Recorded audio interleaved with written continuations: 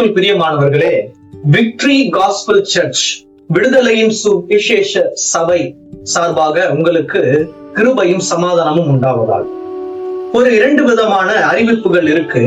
அதற்கு முன்பதாக என்னிடம் சில கேள்விகள் கேட்கப்பட்டது. அதற்கு நான் ஆன்சர் கொடுத்துட்டு அப்புறமா ஒரு முக்கியமான ஒரு 2 விதமான அறிவிப்புகள் நான் அறிவிச்சுட்டு உங்களுக்கு ஜெபத்தின் மூலியமா நான் வாழ்த்துதல் சொல்லி நான் முடிக்கிறேன். என்னிடம் கேட்கப்பட்ட ஃபர்ஸ்ட் கேள்வி என்னன்னா, அது என்ன விக்டரி காஸ்பல் சர்ச் இங்கிலீஷ்ல இருக்கு, தமிழ்ல விடுதலையின் சுவிசேஷ சபைன்னு இருக்கு. அப்போ விக்டரி அப்படின்னா வெற்றி தானே, விடுதலை இல்லையே அப்படின்னு என்கிட்ட கேட்டாங்க. ஆமா, கரெக்ட் தான். இருந்தாலும் தேவன் எனக்கு தந்த வார்த்தை விடுதலை தான். நான் தேவனிடம் ஏன்பா விடுதலை அப்படின்னு நான் கேட்கும் போது, விக்டரி அப்படின்னா வெற்றி தான். வெற்றி வந்த பிறகு நமக்கு ஒரு பெரிய விடுதலை கிடைக்கும். அதனாலதான் விடுதலையின் சுவிசேஷ சபை அப்படின்னு தேவன் எனக்கு என்ன காட்டினாரோ அதே யார் என்ன சொன்னாலும் அது விடுதலையின் சுவிசேஷ சபை தான். நிறைய இடங்கள்ல நமக்கு விடுதலை இல்லாம இருக்கு. கண்டிப்பாக தேவன் நமக்கு ஒரு விடுதலை கொடுப்பாரு நான் நம்புறேன். 2வது கேள்வி, brother, Gen Z, Gen Alpha, Gen Beta எல்லாமே கடந்தாயிடுச்சு. நீங்க இன்னும் என்ன பண்றீங்க? இந்த பைபிள் எடுத்துதான் ப்ரீச் பண்றீங்க. போன் யூஸ் பண்றது இல்ல, டேப் யூஸ் பண்றது இல்ல. இந்த ட்ரெண்டுக்கு வாங்க. தேவன் என்கிட்ட சொன்ன ஒரே விஷயம், எவ்வளவு ட்ரெண்ட் ஆனாலும் பெண்ட் ஆகாம இருக்கிறது தான் கிறிஸ்துவுக்குள்ளான ஒரு வாழ்க்கை.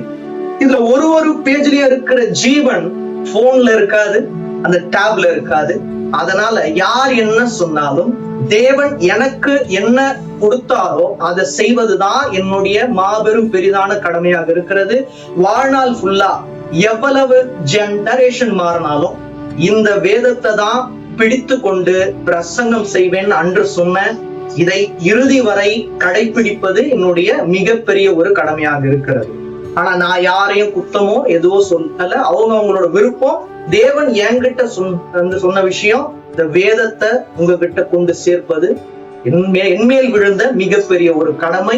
இறுதி வரை நான் அதை செய்வேன். என்ன 25ஆம் தேதி நீங்க சபா நல்லா ஆரம்பிச்சீங்க, முடிஞ்சது. அடுத்த அறிவிப்பு என்ன அப்படின்னு நிறைய பேர் என்கிட்ட கேட்டாங்க.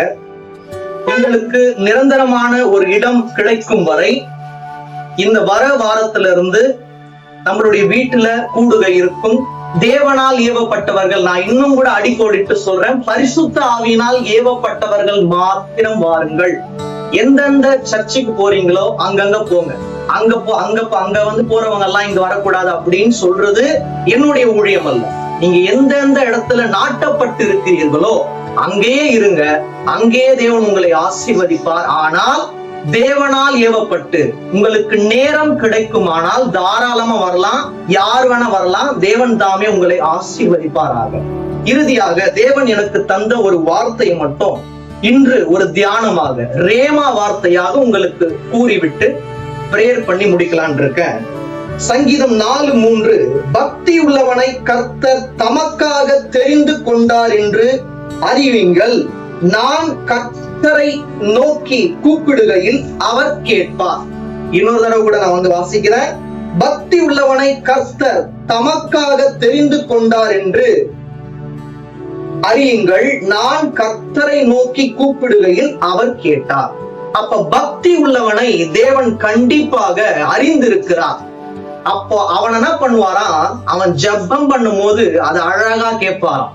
அப்போ தேவன் உங்களுடைய வார்த்தையை நீங்கள் ஜெபம் பண்ணுகையில் கேட்க வேண்டுமானால் உங்களுடைய பக்தி இறுதி வரை நிலைத்து நிற்க வேண்டும். யாரு கூட தேவன் மேல இருக்கிற பக்தி என்றென்றுமாய் நிலைத்து கொண்டே இருக்க வேண்டும், மேம்பட்டு கொண்டே இருக்க வேண்டும். இதை நீங்கள் அறிந்து புரிந்து கொள்வீர்களானால் கண்டிப்பாக உங்களுடைய ஆவிக்குரிய வாழ்க்கையில் தேவனிடம் நீங்கள் என்னென்ன கேட்டு கொண்டீர்களோ இனியும் கேட்டுக் கொள்வீர்களோ அதை தேவன் கேட்டு உங்களுக்கு அற்புதமாய் தர வல்லவராய் இருக்கிறார். உங்களுக்கு அந்த ஒரு பக்தியின் வைராக்கியம் நிரந்தரமா இருக்கணும்.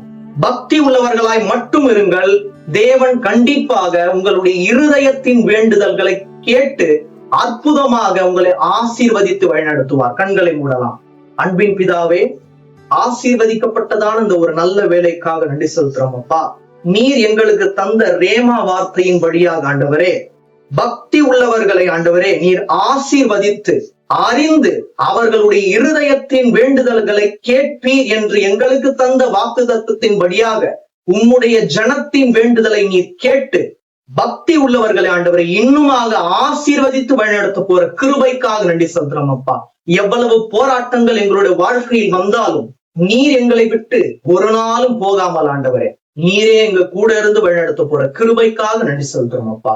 நீரே பாதுகாத்துக் கொள்ளுங்க, வழிநடத்துங்க. மீட்பர் ரட்சகரமாகிய இயேசு கிறிஸ்து நாமத்தில் ஜெபிக்கிறோம் எங்கள் ஜீவனுள்ள நல்ல பிதாவே. ஆமேன். தேவன் தாமே உங்கள் யாவரையும் ஆசீர்வதிப்பாராக.